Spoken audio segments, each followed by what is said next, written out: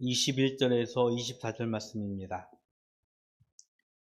마가복음 9장 21절에서 24절 말씀을 제가 읽어드리도록 하겠습니다. 예수께서 그 아버지에게 물으시되 언제부터 이렇게 되었느냐 하시니 이르되 어릴 때부터니이다. 귀신이 그를 죽이려고 불과 물에 자주 던졌나이다. 그러나 무엇을 하실 수 있거든 우리를 불쌍히 여기사 도와주옵소서. 예수께서 이르시되 할 수 있거든이 무슨 말이냐? 믿는 자에게는 능히 하지 못할 일이 없느니라 하시니 곧 그 아이의 아버지가 소리를 질러 이르되 내가 믿나이다. 나의 믿음 없는 것을 도와주소서 하더라. 아멘. 예수님이 제자들과 함께 기도하러 산에 부르셨습니다. 물론 그 제자들은 몇몇 제자들이었어요. 예수님이 없는 사이에 다른 제자들이 특별한 일을 경험하게 되어집니다. 예수님이 산에서 내려오고 있는데 제자들이 서기관들의 또 많은 사람들의 둘러싸여서 서기관들과 율법학자들과 논쟁을 하고 있었습니다. 그 이유는 무엇이었냐면 예수님이 잠시 제자들 곁을 떠난 사이에 제자들에게 귀신 들린 아이를 데리고 온 아버지가 제자들에게 무엇인가를 요청했습니다. 무엇이었을까요? 바로 자신의 아이의 문제, 귀신으로부터 자신의 아이가 구원함을 얻는, 귀신으로부터 자유함을 얻을 수 있도록 무엇인가를 해달라고 요청을 하러 온 것이었죠. 제자들은요, 안타깝게도 아무것도 할 수 없었어요. 이미 제자들은 예수님과 오랜 시간 다니면서 동행하면서 예수님이 하신 일을 보고 체험하고 또 때로는 그 일을 직접 해보기도 했습니다. 그런데 안타까운 것은 귀신들의 아이를 데리고 온 아버지에게 아무것도 하지 못하고 오히려 서기관들과 논쟁을 하면서 옥신각신하고 있었습니다. 이미 이제 예수님께서 말씀하셨고요. 우리가 읽은 말씀 뒷부분에도 보면 예수님은 곧 제자들을 떠날 것이라고 말씀하고 있어요. 내가 예루살렘에 올라가서 죽을 것이고 부활하실 것이고 너희들과 떠날 것이다 라고 말씀을 하고 있지만 제자들은 도무지 예수님의 기대에 부득 잘하지 못하고 있었음을 좀 안타까워 하시면서 보고 있습니다. 그리고 말씀하세요. 너희들의 믿음 없는 세대라고 하면서 예수님은 탄식을 하셨습니다. 결국 예수님이 오셔서 그 아이의 아버지를 부릅니다. 언제부터 이 아이가 이렇게 되었느냐? 언제부터 이 아이가 귀신 들려 고통을 당하느냐라고 물었습니다. 이 아비는요, 귀신 들린 아이의 아버지는 정말 안타까운 마음을 가지고 예수님께 대답을 합니다.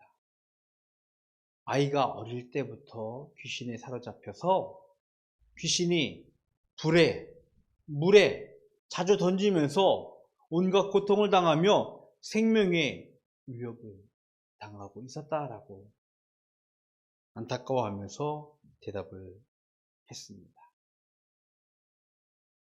저도 자녀들을 키우고 있는 아버지로서 또 많은 분들이 자녀를 양육을 하면서 그런 감정을 느낄 것 같아요. 자녀의 고통을 보면요, 정말 비통해할 수밖에 없어요.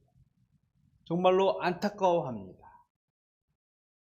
그런 말 있는 것 같은데요.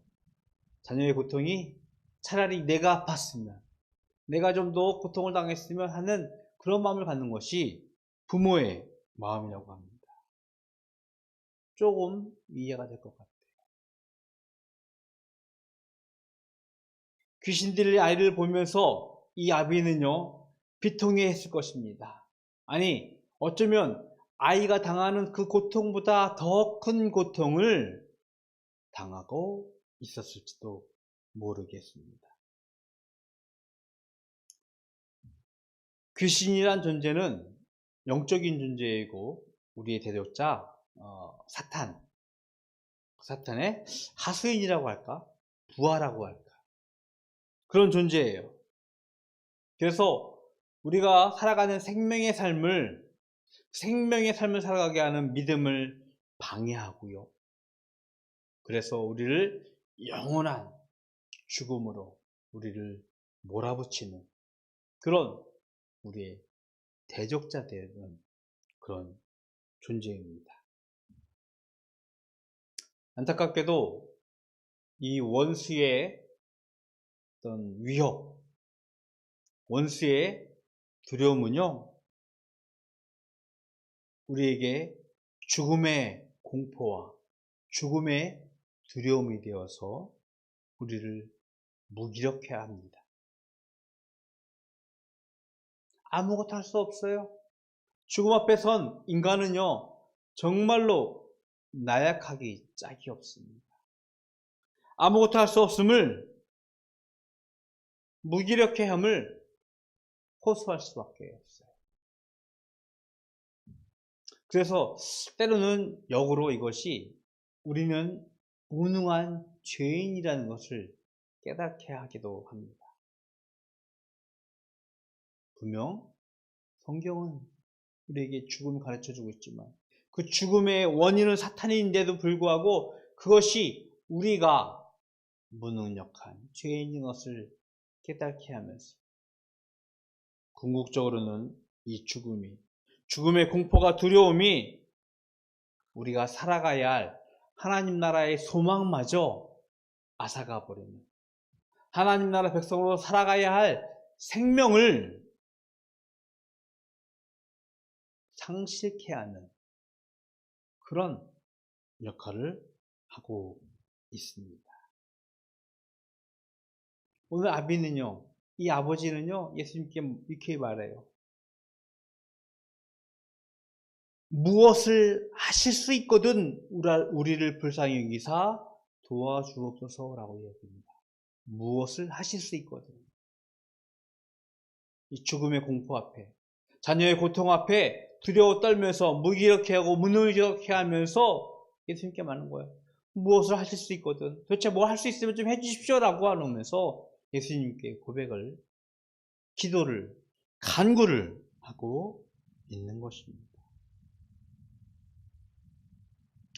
이렇게 표현하면 어떨까요? 이렇게 표현하면 좀 불경스러울지도 모르겠는데, 예수님께 이르시되 할 수 있거든이 무슨 말이냐라고 하면서 발끈한다고 할까요? 다그친다고 할까요? 할 수 있거든이 무슨 말이냐라고 말씀하시면서 믿는 자에게는 능히 하지 못할 일이 없느니라 라고 예수님께서 대답을 하셨습니다. 이 말을 잘 풀이해보면 믿는 자에게는 무엇이든지 할 수 있다라는 말의 뜻을 가지고 있습니다. 근데 우리가 자칫 오해해서는 안 될 것 같아요. 믿는 자에게 무엇이든 할 수 있다라는 말이 마치 신비한 마술사처럼 짜잔 하면 신비한 일이 막 벌어지는 것, 그리고 우리가 동화 속에서 보는 도깨비 방망이처럼 금 나와라 뚝딱 하면 금이 쿵 나오고 은 나와라 뚝딱 하면 은이 뚝 나오는 그런 신비롭고 신기한 그런 일이 아니에요. 무엇이든 할 수 있다는 예수님의 말씀은요, 예수님의 생명과 관련된 말씀이에요. 예수님은 자신을 생명이라고 가르치셨습니다. 그리고 나를 보내신 하나님을 믿는 자가 영원한 생명을 얻었다라고 가르치셨어요. 이미 여러분들에게 말씀드리고 있지만 죄의 삭, 그것은 사망인데 그 사망의 영원한 고통으로부터 우리를 해방하고 우리를 자유롭게 하고 우리를 생명으로 살아가는 그 일, 영생의 일, 생명의 일, 구원의 일을 할 수 있다는 것이 바로 예수님의 말씀인 것입니다. 히브리서 11장 1절 말씀을 제가 읽어드릴게요. 히브리서 11장 1절의 말씀입니다. 믿음은 바라는 것들의 실상이요 보이지 않는 것들의 증거니라고 말씀을 하고 있습니다. 히브리서 11장은 별명이 있어요. 믿음장이다 라고 표현을 하고 있습니다. 거기에는 여러 인물들이 열거가 되고 있고 믿음으로 살아간 그들의 삶의 모습들을 성경에서 증거를 하고 있습니다.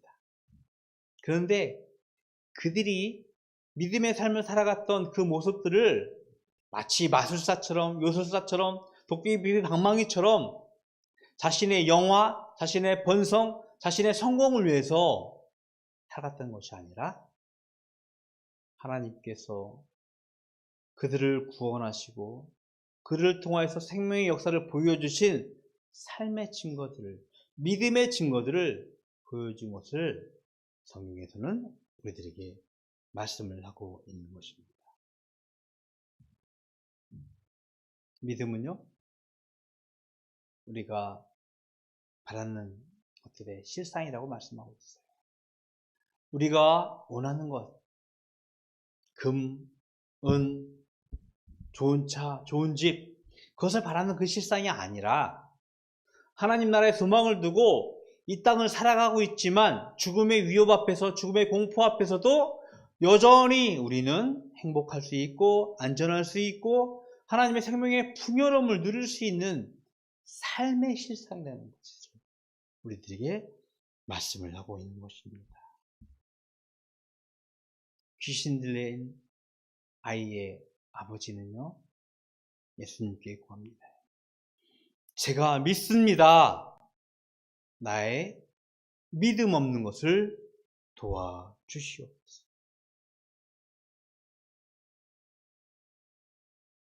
자신의 아이의 성공, 번영,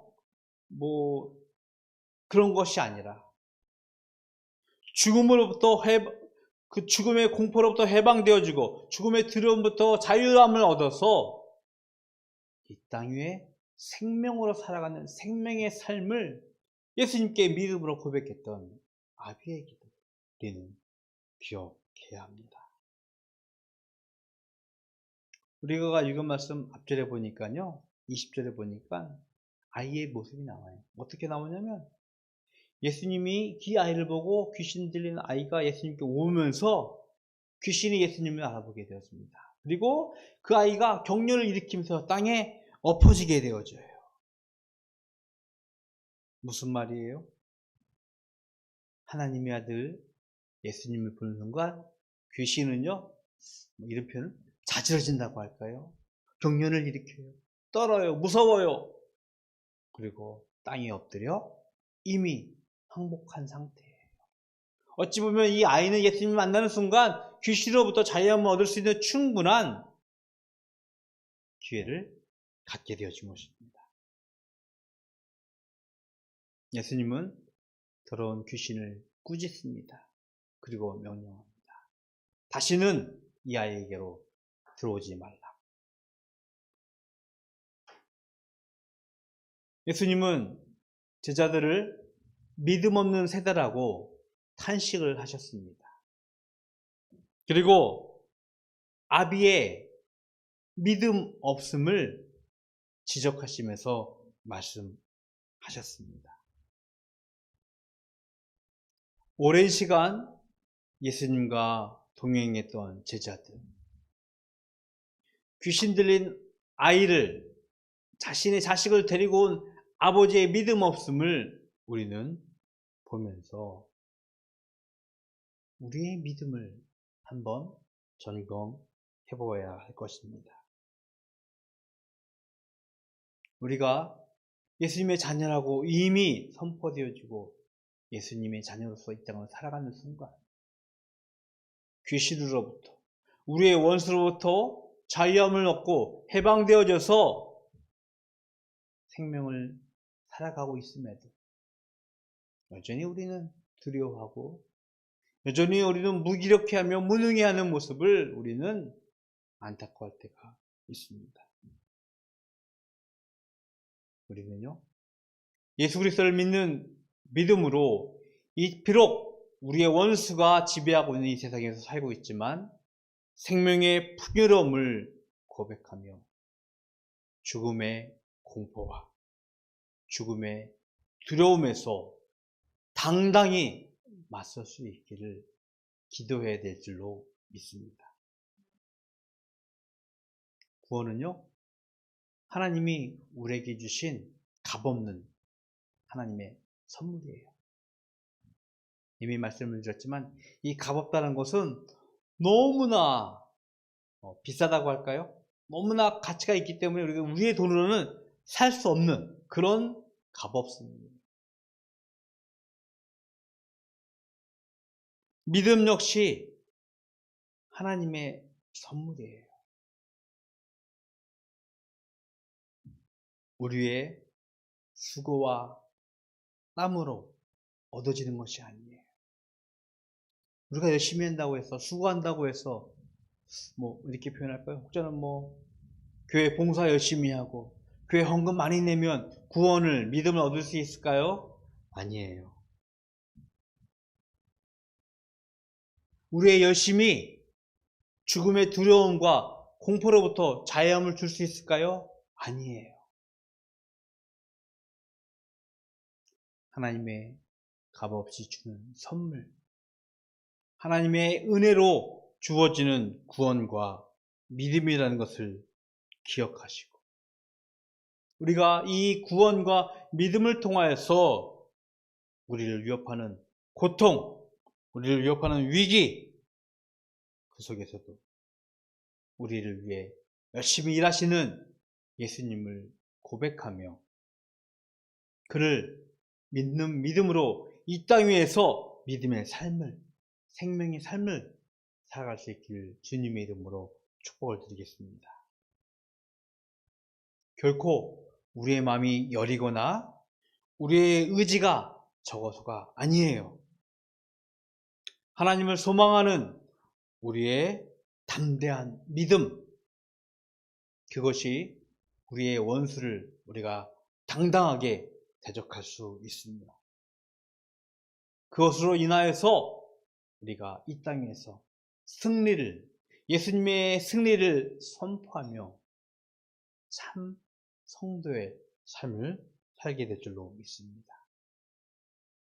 우리 바닷교회가요, 이 믿음을 가지고 이 땅 위에서 우리의 원수로부터 자유함을 얻을 수 있도록 우리를 주는 죽음의 공포와 두려움 속에서도 당당하게 살아갈 수 있는 성도의 삶을 살아갈 수 있는 바닷교회가 되기를 주님의 이름으로 축복드리겠습니다. 기도하겠습니다. 하나님, 감사합니다. 이 땅 위에서 살아가는 여러 두려움, 공포, 그 가운데서도 우리를 사랑하시는 하나님을 우리가 인정하고 고백하기에, 그를 믿기에 이 땅 위에서 생명의 삶을 살아가는 줄로 믿습니다. 하나님, 우리에게 담대한 그 믿음을 도와주시옵소서. 그리고 그 믿음으로 세상을 향하여 하나님의 승리를 선포하는 죄들 될 수 있도록 주님 축복하여 주시옵소서. 하나님, 거룩한 주일 예배를 드리며 하나님께 구별하여 예물 드립니다. 주일 예물로, 소득의 10분의 1로, 또 감사의 예물로 주님 손에 올려드리오니 하나님 기뻐 받으시옵시고 이 물질로 하나님의 큰 일을 이 땅 위에 하여 주시옵소서. 지금은 우리 주 예수 그리스도의 은혜와 하나님 아버지의 그 크신 사랑하심과 성령님의 교통하심이 우리의 담대한 믿음으로 우리의 두려움, 우리의 공포, 그것을 담대하게 물리치며 생명의 삶을 살아가기로 소원하는 모든 성도들 머리 위에 영원토록 함께 있을지어다. 아멘.